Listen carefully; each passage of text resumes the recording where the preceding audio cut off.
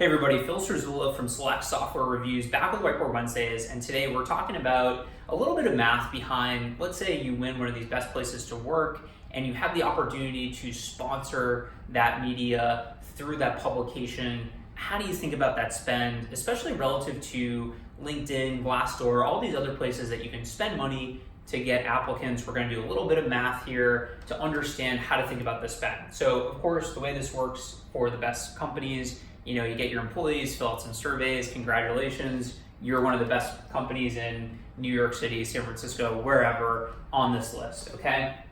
And the company comes back to you and they say, hey, you're gonna be on the website, but if you wanna put some money behind it, we're gonna make sure people see it.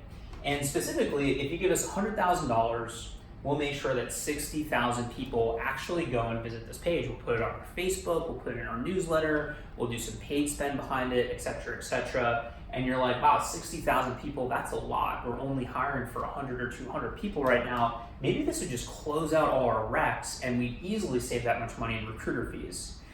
Well, don't start writing that check yet. Here's the math behind it. I think you're gonna find that more likely than not, this is not the best decision in the world.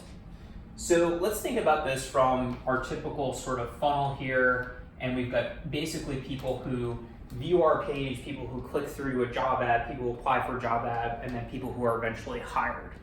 So in industry sort of marketing parlance, we've got this thing called CPM, cost per thousand impressions.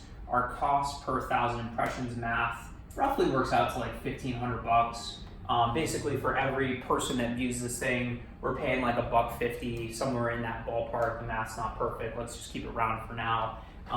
And what I would do if I were in your shoes, I would compare that to an alternative like LinkedIn. What's your cost per thousand on that? It's probably like $30. It's a lot lower, and already you're starting to see, wow, this is really expensive on a relative basis.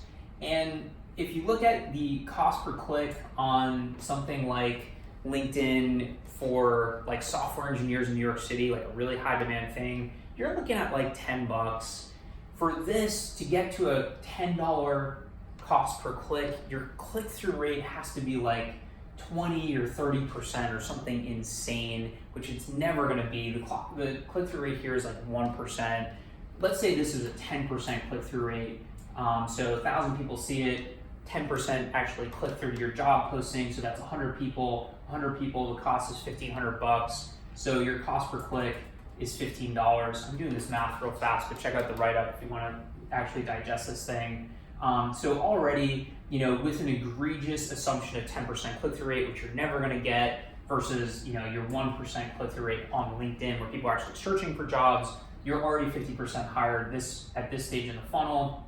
If you go down to cost per applicant, these people are not going to apply at the same rate as LinkedIn because they're not job seekers, they don't have resumes. If you've got a talent community here, you'll be able to capture more of them, but even still, you're just gonna have a much higher CPA, and then when you get down to cost per hire, it's more likely than not gonna be much higher as well, for the simple reason that these folks, for the most part, they're not job seekers. This is probably like a business site or something like that. Now, if this was a Glassdoor best place to work, that'd be a different scenario. Their audience is mostly job seekers. However, for the most part, you're looking at something like, hey, this is a publication about business, and by the way, we've got this best place to work thing, check it out, and the person checking it out is not really high intent. That's a lot of math for you. I hope you digest it. Let me know what questions you have in the comments, and thanks for listening. Phil Cerzula from Select Software Reviews. Thanks for checking out Whiteboard Wednesdays.